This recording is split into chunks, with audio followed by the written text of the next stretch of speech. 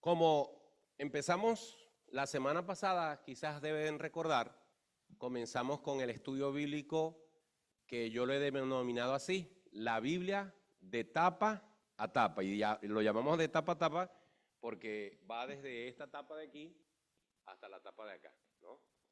Y la intención, como les expliqué la semana pasada, es que nosotros podamos hacer una vista panorámica de la Biblia, que cuando terminemos este estudio, nosotros nos hayamos paseado por la Biblia y hayamos podido ver en forma general de qué trata la Biblia, en el orden que aparecen los libros, pero sobre todo manteniendo el mensaje central de la Biblia, que es el plan de salvación. Muy bien, hoy nuestra clase se denomina, es la clase número 2, y es el resumen de Génesis. Hoy no vamos a culminar con todo el libro de Génesis. Muy probablemente lo hagamos el próximo miércoles. Hoy es la primera parte y posiblemente el miércoles de arriba, o sea, va a haber un tercer miércoles de Génesis para hacer preguntas sobre el libro de Génesis, porque me imagino que hay algunas preguntas curiosas o sobre cosas que la gente no entiende del libro de Génesis. Entonces, así que hoy vamos a desarrollar la mitad del libro, un resumen de la mitad del libro, la próxima semana la otra mitad, y entonces luego tenemos la sesión de preguntas sobre el libro. Ok, lo primero que tenemos que decir del libro de Génesis es que su autor, al igual que los otros libros del Pentateuco, fue Moisés. Ustedes dirán, pero ¿por qué saben que es Moisés? Bueno, en ninguno de las páginas del Génesis dice, yo Moisés escribió el libro de Génesis. No es así. Pero cuando ustedes se van sobre todo al Nuevo Testamento, hay más de 60 menciones del libro de Génesis en el Nuevo Testamento, y en muchas de esas menciones el mismo Jesús se refiere a Moisés como el autor del Génesis. Entonces, todas esas referencias al libro lo que indican es que Moisés es el autor de este libro. ¿Cuándo se escribió el libro? Bueno, imagínense, se escribió entre los años 1440 y 1400 antes de Cristo. Son fechas aproximadas, no son fechas exactas. 1440 a 1400 años antes de Cristo, es decir, lo que duró el periodo desde que comenzó el éxodo, desde que salió Israel de Egipto hacia la tierra prometida. Esos 40 años en el desierto los utilizó Moisés para escribir el Pentateuco, en este caso el libro de Génesis, que fue el primero de ellos. Muy bien. El libro de Génesis, nosotros estamos acostumbrados a su nombre en español, Génesis, Génesis, Génesis, pero realmente este libro tiene un nombre en hebreo, y el nombre en hebreo es Bereshit, y Bereshit significa en el principio. De hecho, el libro de Génesis comienza con la expresión, en el principio creó Dios los cielos y la tierra.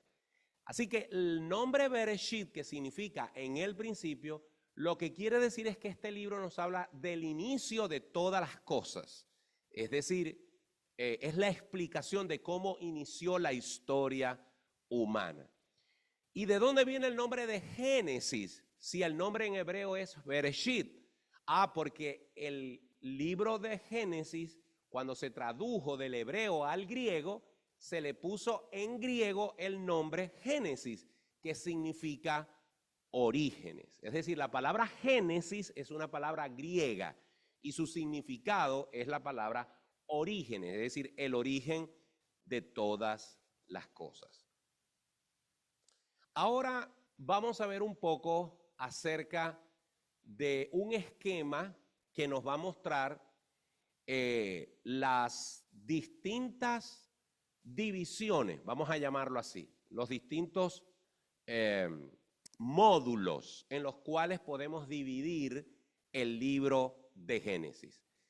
Usted puede escoger el nivel de detalle con el que quiere señalar los distintos eventos en Génesis.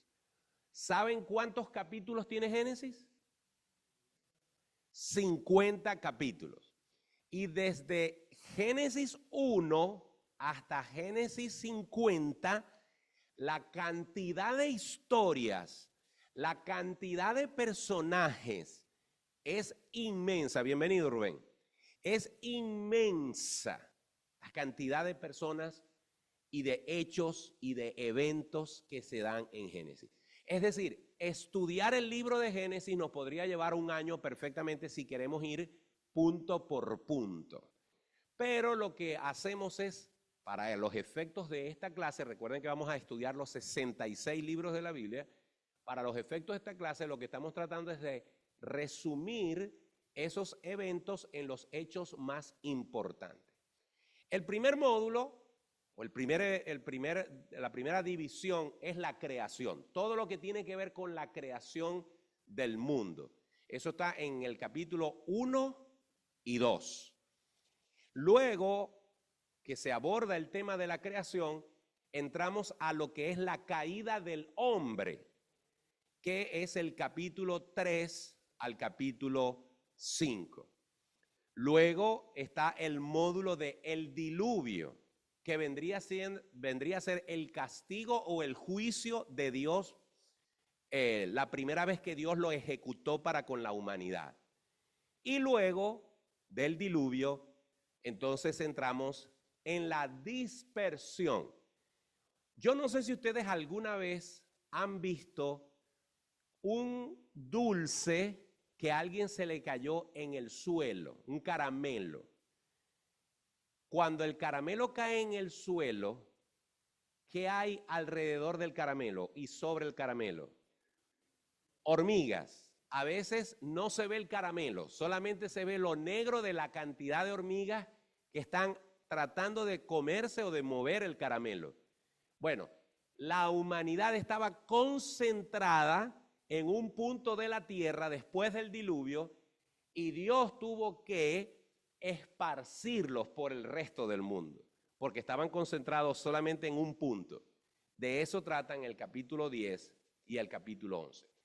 Esos 4 módulos, esas 4 estaciones, esas 4 subdivisiones, la podemos llamar la historia primitiva. Es decir, tiene que ver con la historia más antigua de la humanidad.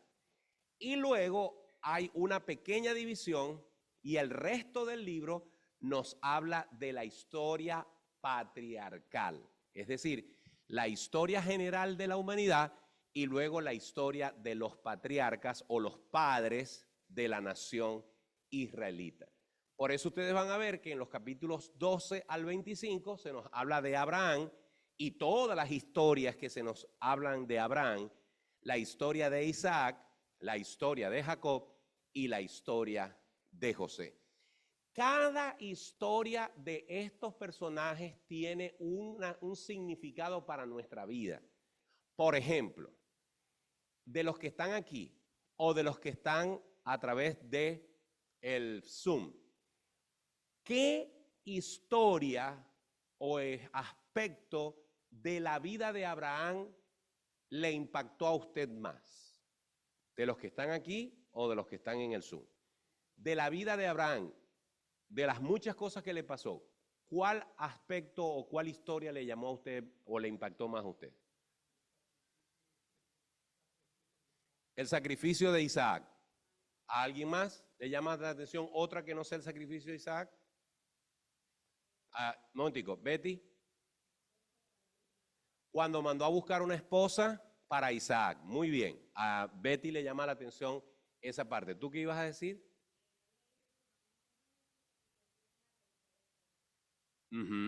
Ok. Muy bien. Ok. Una tercera esposa. Betty.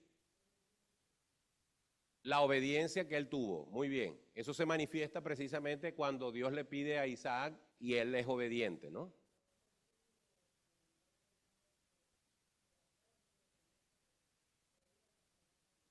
Correcto. Muy bien. ¿Y tú, Nancy, qué ibas a decir? Con Melquisedec. Muy bien, el encuentro con Melquisedec. Ok, eso por ejemplo con lo que tiene que ver con Abraham. ¿Qué podríamos decir de Isaac? ¿Qué recuerdan de Isaac?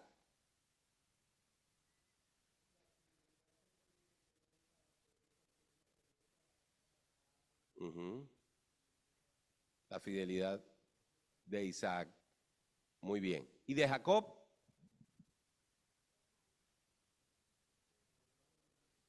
Perdón, Javier. Jacob tuvo un encuentro con un ángel, ¿ok?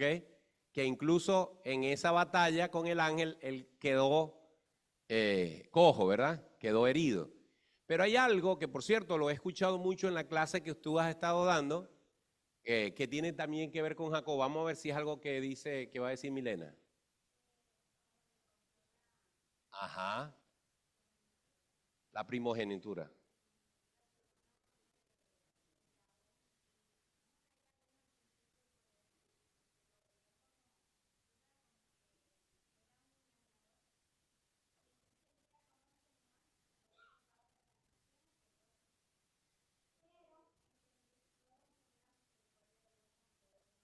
Mm,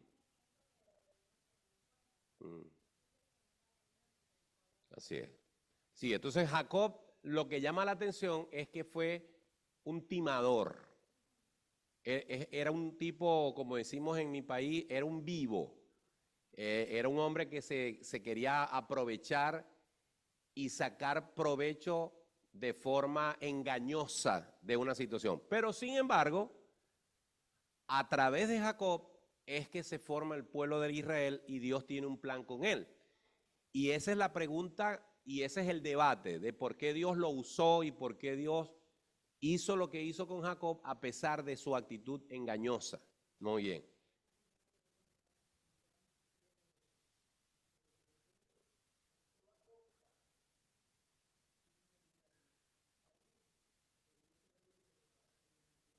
Sí. Sí, cuando pasemos la semana que viene por Jacob, hablaremos un poquito más de por qué él actuó de esa manera. Y el otro módulo de la historia patriarcal termina con José. ¿Qué nos recuerda a José? ¿O qué nos llama la atención de la vida de José? Perdón, Sara. La habilidad, la capacidad de perdonar a sus hermanos a pesar de. Hay una frase maravillosa de José. Ustedes pensaron causarme mal, pero Dios usó el mal que ustedes me quisieron causar para bien.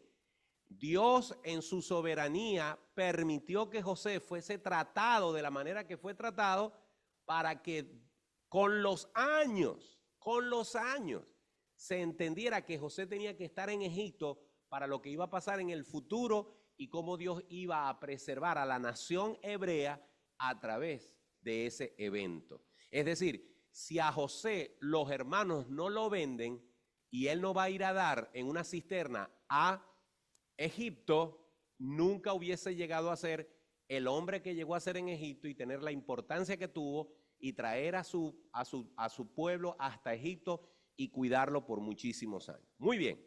Entonces, si tuviéramos que resumir el libro de Génesis, diríamos que el libro de Génesis tiene dos grandes mitades.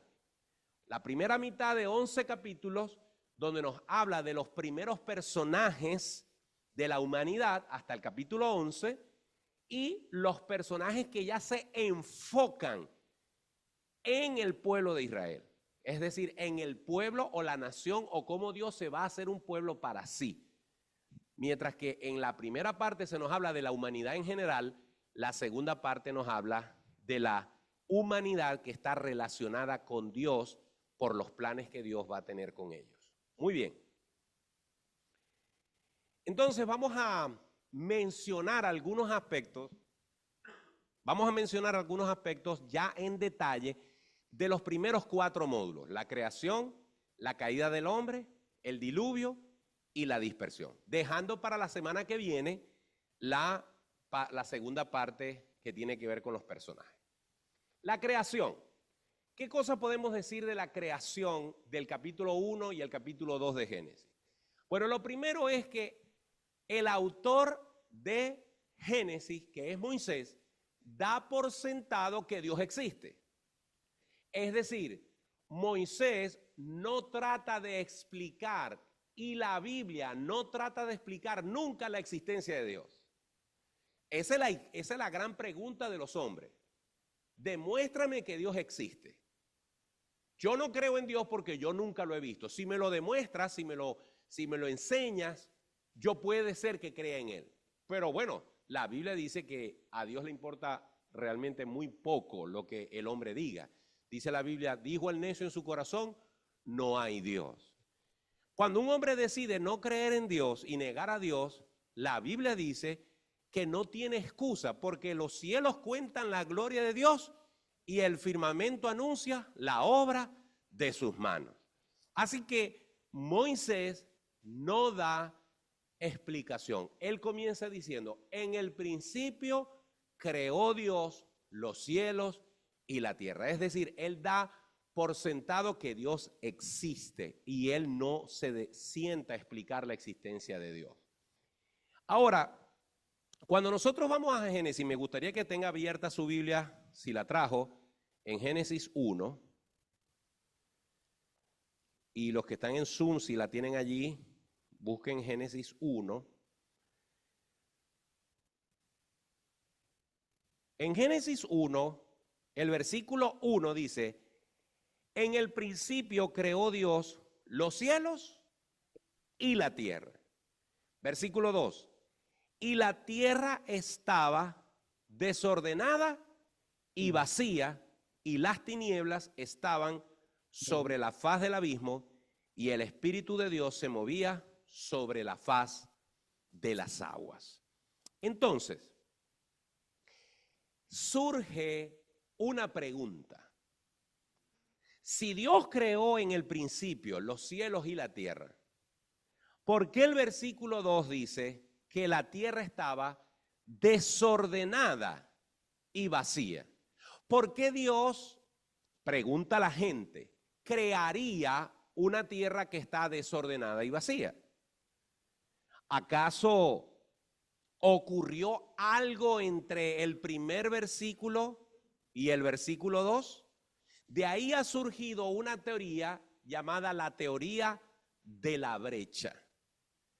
Por siglos, algunos teólogos opinan que la primera creación del versículo 1 se vio trastornada por un evento cósmico que ocurrió y fue la caída de Satanás del cielo sobre la tierra, que causó una hecatombe en el planeta que Dios acababa de crear, y esa hecatombe, ese evento cósmico desordenó, alteró la primera creación de Dios.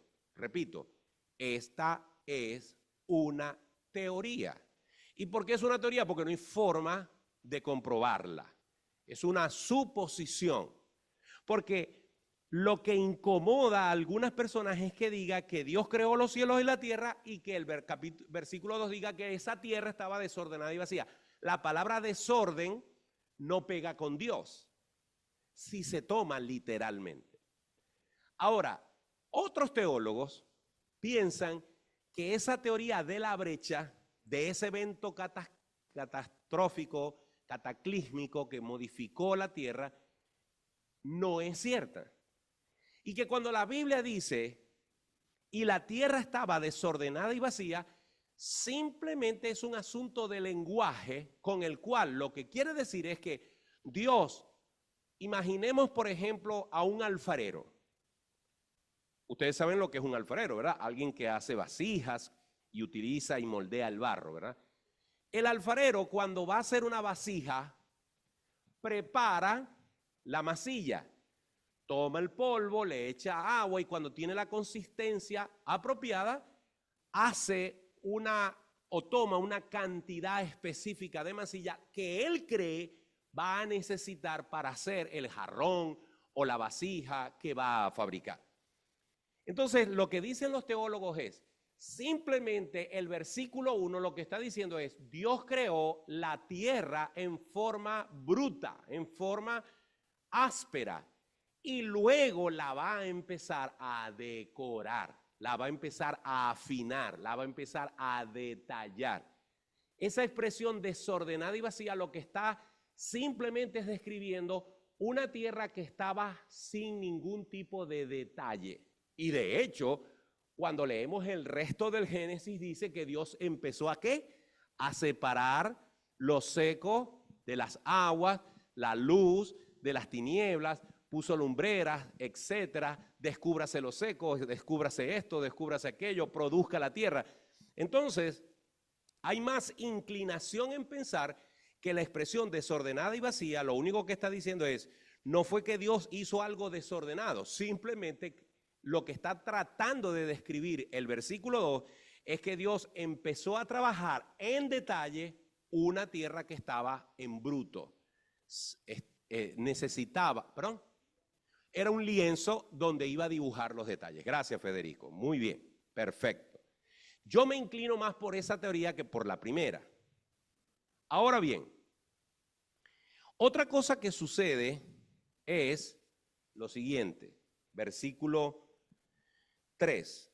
Y dijo Dios, sea la luz, y fue la luz. Y vio Dios que la luz era buena, y separó Dios la luz de las tinieblas, y llamó Dios a la luz día, y a las tinieblas llamó noche, y fue la tarde y la mañana un día. Otra cosa que surge entre los teólogos, que es importante que nosotros tengamos en cuenta, es que hay un debate que no se va a acabar nunca, repito, porque son cosas que no se pueden saber hasta que no estemos en el cielo, porque el único que nos las puede aclarar es Dios. El debate es si los días que se mencionan en Génesis, en la creación, son días literales de 24 horas o son eras que duraron millones de años. Hay muchos científicos cristianos que afirman que la Tierra fue hecha hace 13.500 millones de años, porque su posición es que el origen del universo es una combinación de las teorías humanas como el Big Bang y la evolución. Algunos cristianos piensan que aunque Dios es el creador, por ejemplo, el tema de la evolución es real. Mientras que otros cristianos o teólogos que son más literales y son más inclinados a las teorías creacionistas, piensan que estos días sí son días de 24 horas. Conclusión, usted puede ir a un seminario cristiano y va a conseguir teólogos que apoyan una posición u otra. Lo que yo rescato de todo esto es que Dios es el creador de todas las cosas y que todo el proceso de la creación es generado, ordenado y orquestado por Dios. Si eran días de 24 horas o eran eras de millones de años, esa discusión se la dejo yo a los que saben y a los que estudian estas cosas con más detalles. Ahora bien, observen el versículo 26 de Génesis 1. Versículo 26 de Génesis 1. Si ustedes comparan el versículo 26, dice, entonces dijo Dios, hagamos al hombre a nuestra imagen, conforme a nuestra semejanza, y señoré en los peces del mar, en las aves de los cielos, en las bestias, en toda la tierra, y en todo animal que se arrastra sobre la tierra. ¿Por qué les llamo la atención sobre el versículo 26? Porque en este versículo Dios habla de sí mismo en plural. Hagamos. Mientras que si ustedes van, por ejemplo, al versículo 20, dice, dijo Dios, produzcan las aguas. Y si ustedes van al versículo 24, dice, luego dijo Dios, produzca la tierra. Pero si usted se va al versículo 14, dice, dijo luego Dios, haya lumbreras en la expansión de los cielos. Es decir, en todos los versículos anteriores al 26, donde Dios ordena que algo exista, no hace una aclaratoria como que si estuviese hablando con otros, sino que simplemente dice, y Dios dijo, o dijo Dios, dos puntos, tal cosa. Pero cuando llega al verso 26, el cambio es significativo. Hagamos al hombre a nuestra imagen y semejanza. Entonces la pregunta es, ¿por qué ahí habla de hagamos? Los teólogos que afirman lo que yo voy a decir son con los que yo más coincido. Esta es la primera referencia abierta y clara acerca de que Dios es un ser en el cual hay tres personas. La triunidad de Dios. La deidad es un Dios trino, es un Dios que expresa pluralidad. Vamos a ver en el mismo libro de Génesis, en el capítulo 3, el versículo 22, donde volvemos a ver la expresión en plural. Génesis 3, 22.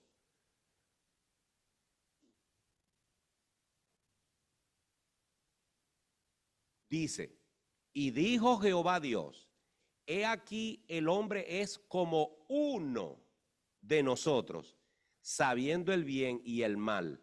Ahora pues que no alargue su mano y tome también del árbol de la vida y coma y viva para siempre. ¿Con quién está hablando Dios? Está hablando con sí mismo, pero en Dios mismo hay tres personas, Padre, Hijo y Espíritu Santo. Y hay un versículo más. Vamos al Génesis 11:7. Génesis 11:7.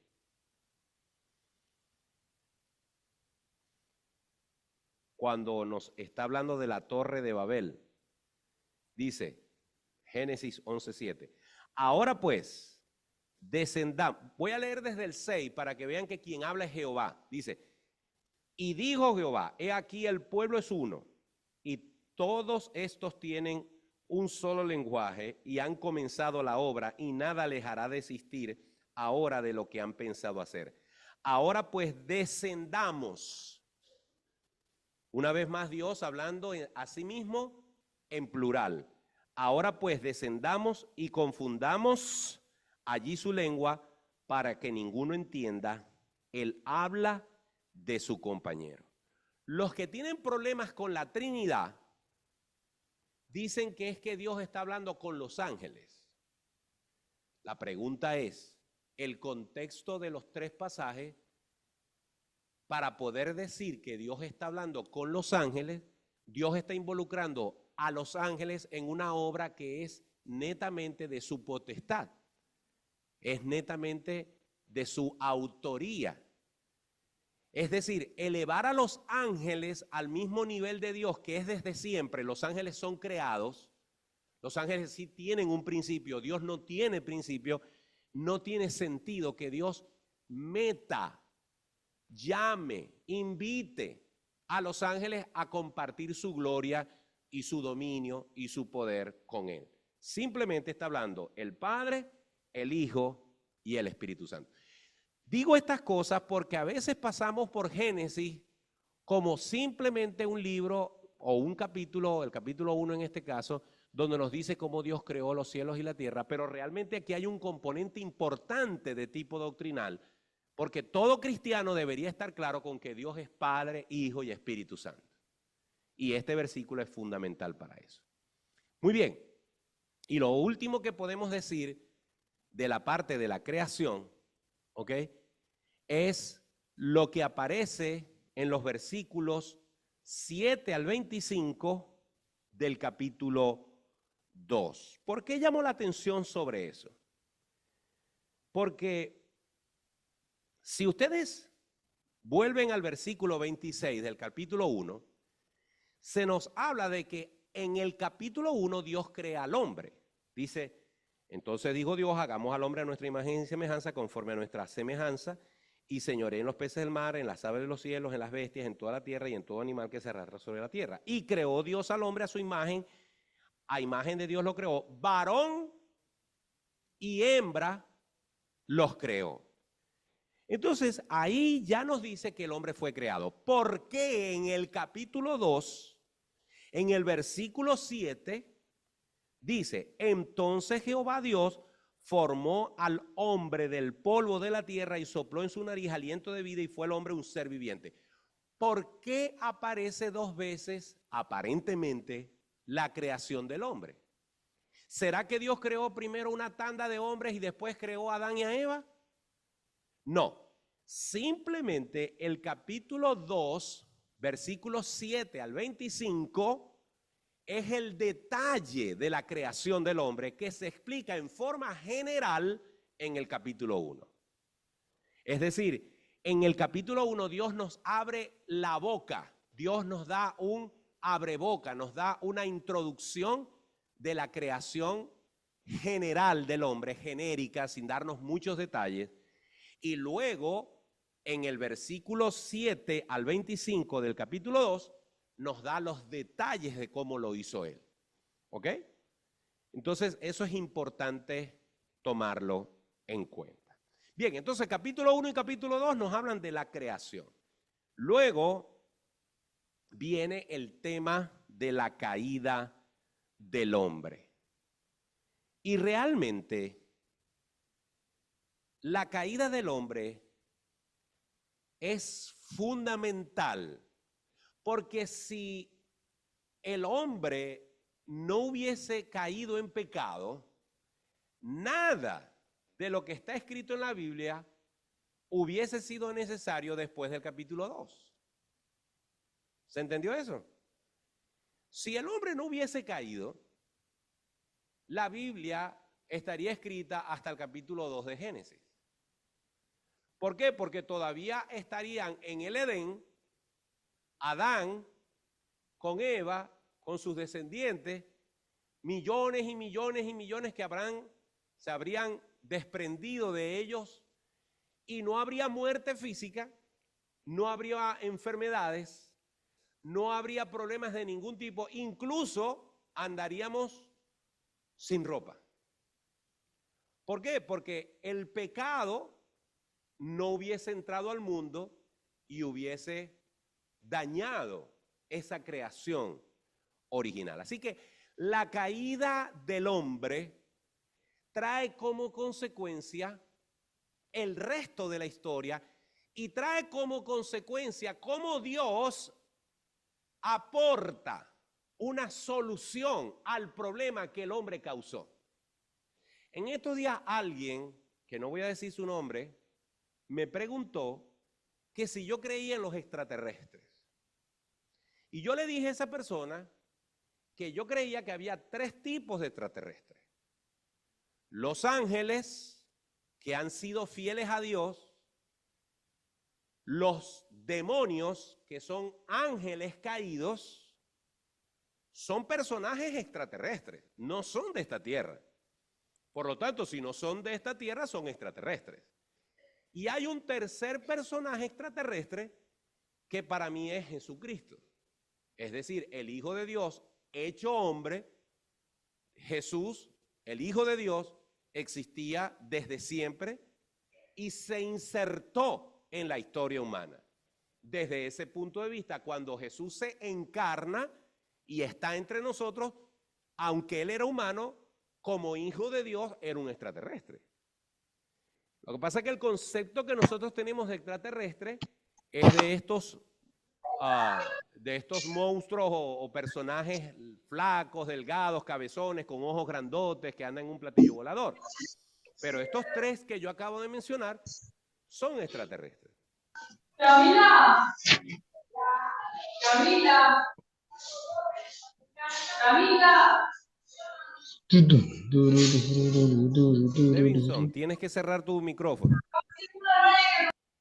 Ok. Entonces, mencioné lo de los extraterrestres por esto. Porque algunas personas me dicen, pero ¿cómo crees tú que en un universo donde hay trillones y trillones y trillones de planetas, nosotros vayamos a ser los únicos? Yo le diría, o yo le digo a esas personas, bueno, si tú crees en la evolución, si tú crees que todo lo que existe surgió de la nada, a mí me parece que eso es más absurdo que creer que alguien lo creó. Porque si yo en un cuarto que está vacío dejo un reloj totalmente desarmado y vengo en 1.000.000 de años y creo que lo voy a conseguir armado porque él solito decidió armarse, simplemente tengo una capacidad, una imaginación tremenda. Si creo que esas piezas se van a unir, pero allá hay un cuarto y hay unas piezas. El universo, por la evolución, para los ateos, tienen que aceptar que se creó de la nada. Y eso es un absurdo. Pero si hubiese sido así, y esa es la base para pensar que esa misma posibilidad pudo haber ocurrido en otra parte del universo, entonces la pregunta que surge es la siguiente. Si Dios es el creador de otro planeta con otros seres, ¿cuáles son las posibilidades de que esos seres no hayan caído también en pecado? Porque si los hizo con la capacidad de decidir y de escoger entre lo bueno y lo malo, esos extraterrestres, como los llamamos nosotros, que Dios creó, posiblemente, seguramente, también tuvieron la oportunidad de ser obedientes a Dios y escogieron ser desobedientes. Y por lo tanto, en ese supuesto planeta, donde hay otros seres creados por Dios, seguramente también hay pecado. Ahora, si allá también hay pecado y Dios los ama como me amó a mí, ¿qué va a tener que hacer el Hijo de Dios? Ir a ese planeta a hacer lo mismo que hizo aquí. Y la pregunta es, ¿y si hay 10 planetas, eso significa que Jesucristo va por todo el universo muriendo en una cruz en cada uno de ellos? No sé si me captan la idea. La razón por la que yo creo que no hay otro planeta, si Dios creó el universo, si Dios creó este planeta como yo lo creo, yo creo que Dios creó todas las cosas y creo que Dios creó este planeta y que Dios me creó a mí, pero creó uno solo. Porque si acepto que creó más planetas, en esos otros planetas se tuvo que haber dado la misma circunstancia que se ha dado aquí. Y entonces estaríamos viendo a Jesús morir y sacrificarse por cada humanidad que haya sido creada.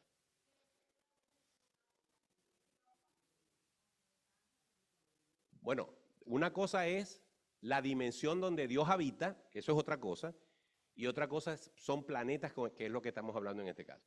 Yo creo que Dios creó el universo, yo creo que Dios creó un solo planeta de trillones y trillones que hay en el universo, el único que tiene vida es este, y entre las razones por las que creo que fue así, además de que la Biblia no dice por ninguna parte que haya habido otra creación, es que sencillamente si la creación, si el hombre que Dios creó y puso sobre la tierra y le dijo, de todo árbol podrás comer, pero de este no, y de ese fue que el hombre se antojó de comer y por lo tanto murió espiritualmente, estoy seguro que Dios tuvo que haber hecho eso con otros en el caso de que los hubiera creado. Y estoy seguro que aquellos también hubiesen caído igual y hubiesen necesitado un redentor. Entonces, ¿qué es la caída del hombre? La caída del hombre se da porque antes de que el hombre cayese, ya había caído alguien previamente. ¿Quién cayó previamente? Satanás. Dios hizo a los ángeles perfectos, pero al igual que a usted y a mí, nos dio la capacidad de decidir. Y Satanás, cuando era un arcángel, cuando estaba en los ejércitos de Dios, decidió voluntariamente, al verse tan bello, rebelarse contra Dios.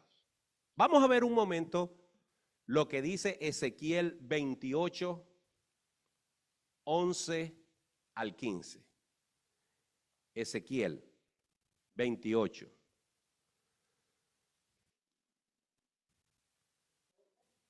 Ezequiel 28.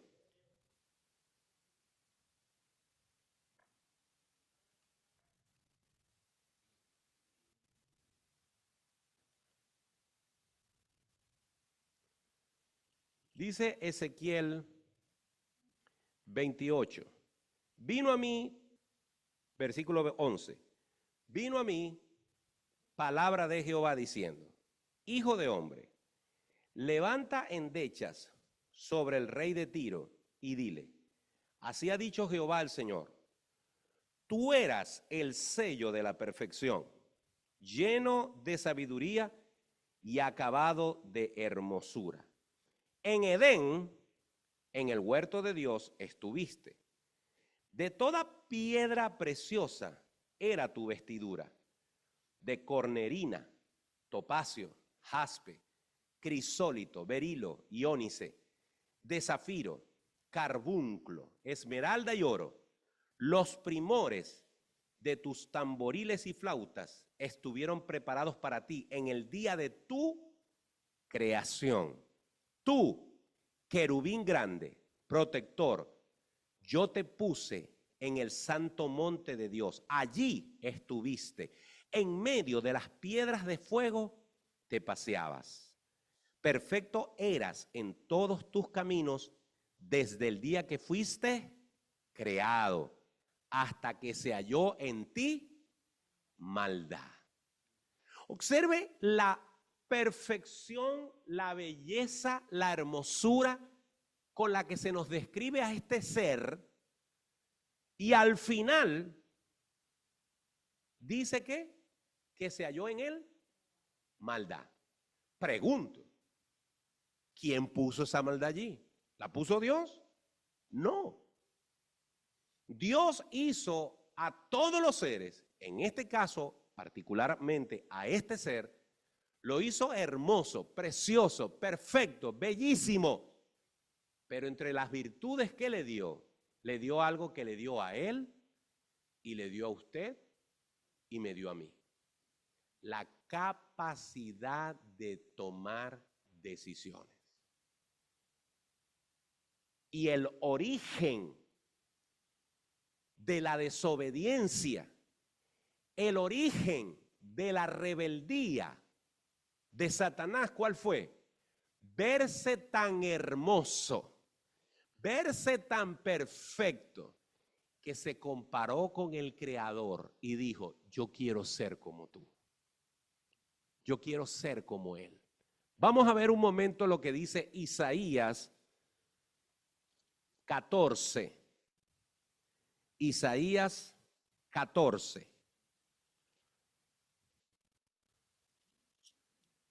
Isaías 14, 13 y 14. Dice, voy a leer desde el 12. ¿Cómo caíste del cielo, oh lucero, hijo de la mañana? Cortado fuiste por tierra, tú que debilitabas a las naciones. Tú que decías, ¿en dónde? ¿En dónde? En tu corazón, en lo más profundo de sí. Tú que decías en tu corazón, subiré al cielo en lo alto, junto a las estrellas de Dios, levantaré mi trono y en el monte del testimonio me sentaré a los lados del norte, sobre las alturas de las nubes subiré. ¿Y qué? y seré semejante al Altísimo. Entonces se dan cuenta que el gran pecado, el gran nacimiento de la maldad tuvo un antecedente en el cielo. Cuando Satanás, cuando este ángel creado por Dios, hermoso, precioso, perfecto, pero con un componente que usted tiene y que yo tengo, se miró en el espejo y dijo, qué hermoso soy. Yo quiero ser como Él, el que me creó. Yo quiero hacer mi trono allá arriba también. Y quiero estar a su lado y quiero ser como Él. Quiero la gloria de Él.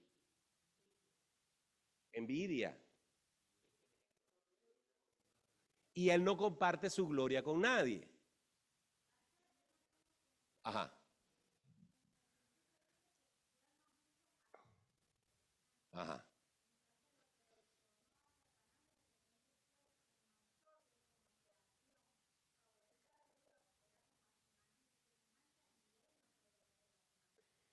Cuando la Biblia dice que Dios hizo al hombre a su imagen y semejanza, se refiere al hecho de que recibimos atributos que Dios tiene, como por ejemplo la voluntad, la capacidad de tener voluntad, de tener decisión.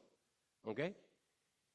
Yo creo que antes de que nosotros existiéramos, ya Satanás existía como ángel perfecto antes de su caída.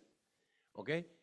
Y no tuvo nada que ver nuestra creación para ello. Sí, pero ya aparentemente la caída de Satanás se había dado antes de la creación como tal. ¿Ok? Pero en todo caso, aunque no hubiese sido así, lo que nos dice el texto de Isaías es que él, lo que le llamó la atención es poder tener un trono en los cielos como el Altísimo. Y quiero ser semejante a él. Quiero tener la gloria de él. Yo lo voy a poner en términos mucho más coloquiales. Cuando una persona tiene envidia, como dijo ahorita Betty, cuando una persona siente que otro no tiene por qué tener lo que él cree que debe tener, o en todo caso, cuando alguien cree que debe tener lo mismo que otro, que eso lo llamamos normalmente envidia, eso nos mueve a bajas pasiones. Este ser, que luego se convierte en lo que hoy en día es Satanás, tuvo la oportunidad de darle lugar a ese pensamiento o rechazarlo. Porque nadie se lo impuso. Nadie le abrió la cabeza o el corazón y le puso ese pensamiento. El pensamiento llegó a su corazón y lo empezó a acariciar, y lo empezó a maquinar. Y luego consideró que él merecía eso. Y en el momento que él decide, se convence de que él merece eso, de ser igual a Dios, él peca contra Dios. Pero lo que quiero destacar es que la serpiente con la que se consiguió Eva era un animal que, por cierto, tenía patas antes de la caída del hombre. Aparentemente todo indica que la serpiente, no sabemos cómo era un animal que tenía patas o que quizás andaba erguida o tenía alguna forma de transportarse distinta, porque parte del castigo de la serpiente es que se tiene que arrastrar ahora. Pero lo cierto es que este animal es poseído por Satanás y es quien se le presenta a Eva para hacerle una oferta engañosa. Es decir, lo mismo que operó en su corazón, ahora él lo quiere hacer en el corazón de esta mujer. Bueno, lo cierto está en que la mujer fue engañada porque Satanás le invitó a poner en duda la interpretación de la voluntad de Dios. Dios les dijo claramente, de todo árbol del huerto podrán comer, mas de este árbol no comerán, porque el día que lo hagan, morirán. Pero Satanás buscó la manera de hacerle pensar a Eva que quizás no había entendido bien a Dios y que Dios realmente no le iba a hacer nada. La mujer fue engañada y por eso comió. Pero el hombre no fue engañado. El hombre comió a sabiendas de lo que estaba haciendo. Leamos un momentico lo que dice Primera a Timoteo. Primera a Timoteo 2:14. Primera a Timoteo 2:14.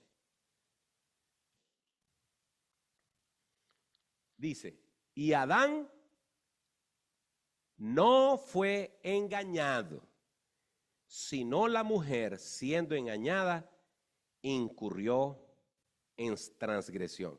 Entonces, Adán era responsable mucho más que su mujer, porque Dios había dado la instrucción a él en forma clara, en forma precisa, y aún así él comió del fruto que Dios había prohibido. En el momento que ellos participan del fruto, se concreta la caída, se concreta el juicio de Dios y ocurre la muerte espiritual. Y esta muerte espiritual es lo que sucede en cada persona que no ha sido salva. Las personas, dice la Biblia, que están muertos en sus delitos y pecados. No importa cuán saludable se sienta, no importa cuán fuerte y hermoso o hermosa se sienta, no importa cuánta juventud irradie, una persona que está muerta en sus delitos y pecados, espiritualmente está muerta para Dios. Por eso la Biblia nos pide, por eso la Biblia nos explica, por eso Jesús fue al punto con Nicodemo. De cierto te digo, si no nacieres, porque estás muerto, si no nacieres de nuevo, no entrarás en el reino de los cielos. La persona que no tiene a Jesucristo en su vida, independientemente de cuán bien se sienta, está muerto espiritualmente. Y Adán y Eva estaban vivos, su corazón siguió latiendo igualito, quizás ni siquiera un síncope, ni siquiera una taquicardia les dio, ni siquiera un dolor de cabeza les dio. Pero la Biblia dice que murieron espiritualmente. ¿Por qué? Porque fueron separados de Dios. Ahora entre ellos y Dios hay una separación, un abismo, que es la muerte espiritual, y se necesita alguien que resuelva ese problema. Además de eso, la maldición entró a la creación, causó estragos en la creación, pero al mismo tiempo en Génesis 3:15, la Biblia nos dice, en Génesis 3:15, lo siguiente: y pondré enemistad entre ti y la mujer, y entre tu simiente y la simiente suya. Esta te herirá en la cabeza y tú le herirás en el calcañar. Este versículo es la primera versión y la primera mención de lo que será el evangelio, empezando prácticamente la Biblia. Es una promesa que la simiente de la mujer, es decir, Jesucristo, el Hijo, le va a aplastar la cabeza al diablo y que el diablo apenas podrá morderlo en el calcañar. Y el apóstol Pablo en Romanos 16:20, el apóstol Pablo en Romanos 16:20 hace una alusión a esta figura de la cabeza aplastada de la serpiente, cuando en Romanos 16:20 dice: y el Dios de paz aplastará en breve a Satanás bajo vuestros pies. Es decir, que ¿quién es la simiente de la mujer? Jesús. Pero según Juan, nosotros somos herederos, coherederos con Cristo. Es decir, nosotros también formamos parte de la herencia de Cristo, por lo tanto Satanás también está bajo nuestros pies. Como decía un predicador, Satanás lo único que conoce de mí es la talla de mi zapato. Bien, tengo simplemente que hacer mención de los dos últimos elementos para que nos podamos ir. Y lo último que tengo que decir es que desde los versículos 5 hasta el versículo 9 se nos habla acerca de el diluvio, el juicio de Dios. El pecado alcanzó niveles terribles, Dios tuvo que aplicar su juicio. Sin embargo, Noé halló gracia delante de Dios. La familia de Noé, es decir, sus 3 hijos, sus 3 nueras y su esposa, fueron los únicos seres humanos que se libraron.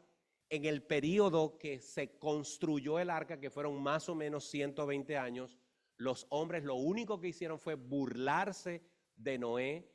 Y recuerden que este proceso previo al diluvio es comparado con lo que estamos viviendo ahora. Jesucristo es el arca y hay un llamado para que la gente venga al arca, pero la gente se burla, la gente se ríe, la gente no cree, la gente se desprecia la segunda venida de Cristo, igual que ellos se reían de Noé cuando les decía que él estaba construyendo esa arca porque todos iban a perecer ahogados. Y otra cosa importante es que cuando ocurre el diluvio, tal y como Dios lo había prometido, Dios cuidó todos los detalles, Dios guardó el arca, Dios guardó a los animales, Dios guardó a Noé, y estuvieron 1 año y un poquito más navegando hasta que pudieron salir de el arca. Y ustedes saben qué día salió Noé del arca. ¿Qué día y qué mes? El día de mi cumpleaños. ¿Sabían eso? Un 27 de febrero. ¿No me creen?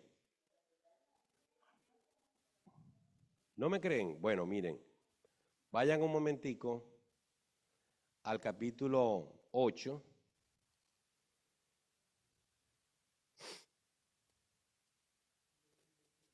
Vayan a Génesis 8, versículo 13.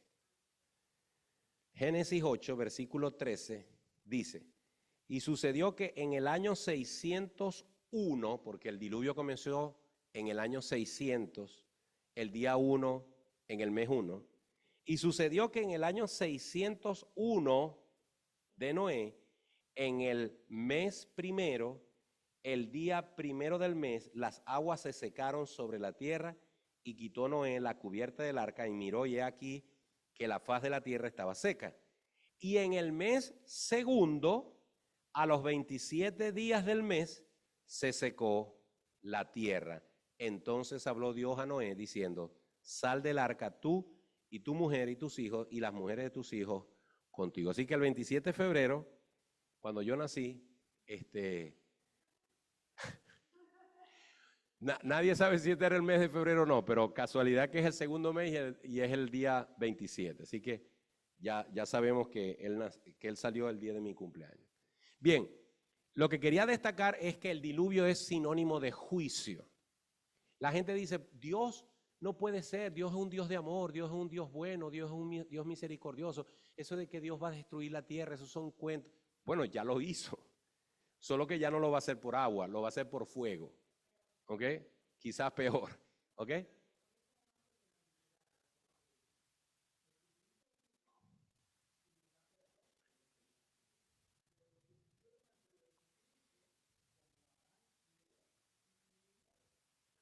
Ok, bueno, eso tendríamos que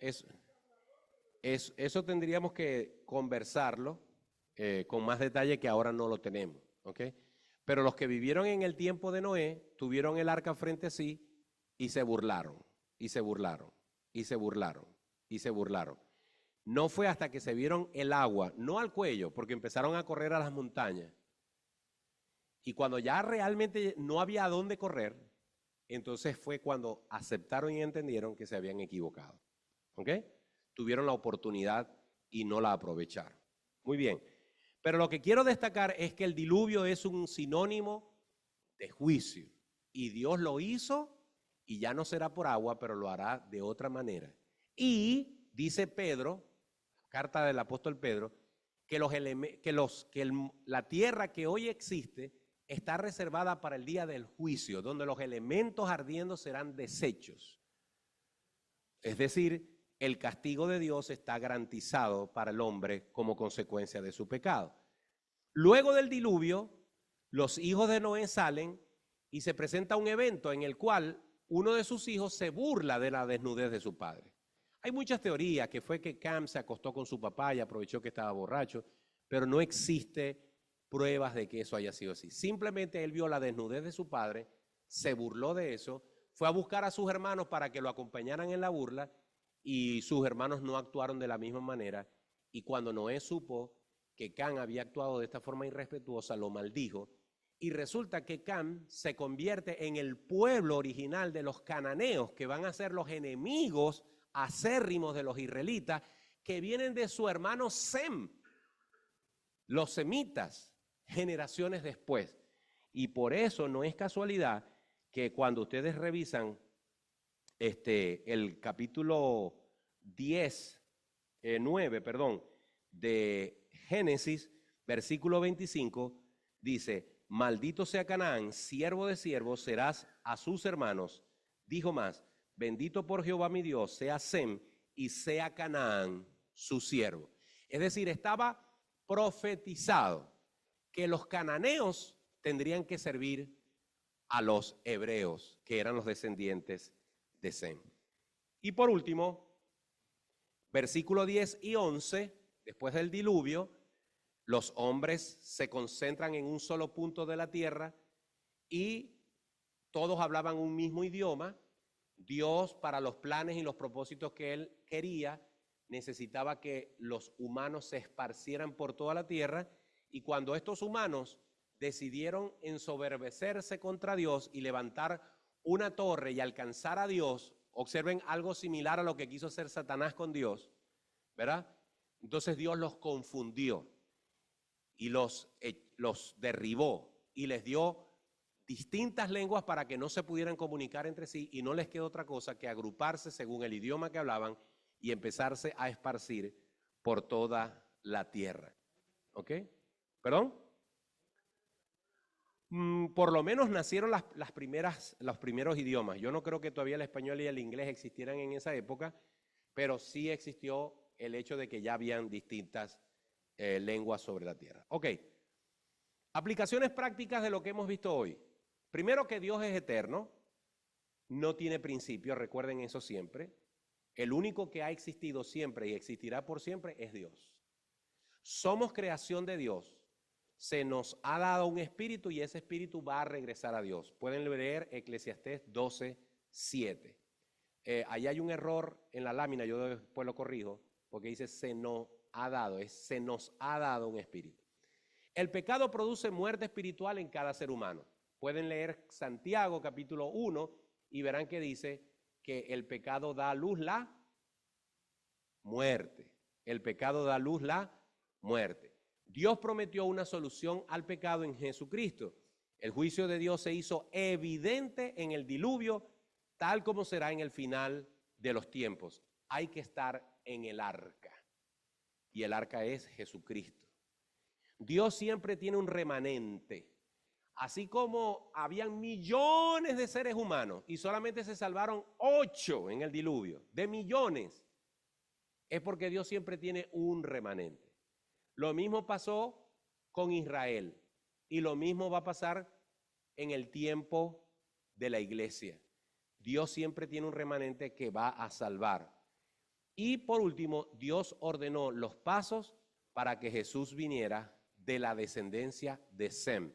Es decir, de Sem vinieron los descendientes que dieron como resultado a Abraham, a Isaac, a Jacob, a José, a todo Israel, y de Israel viene Jesús, y eso estuvo planificado desde la eternidad. Bien, hemos terminado por el día de hoy. No hay tiempo para preguntas, anótenlas, escríbanmelas, háganmelas llegar, y saludo simplemente a los hermanos que están aquí.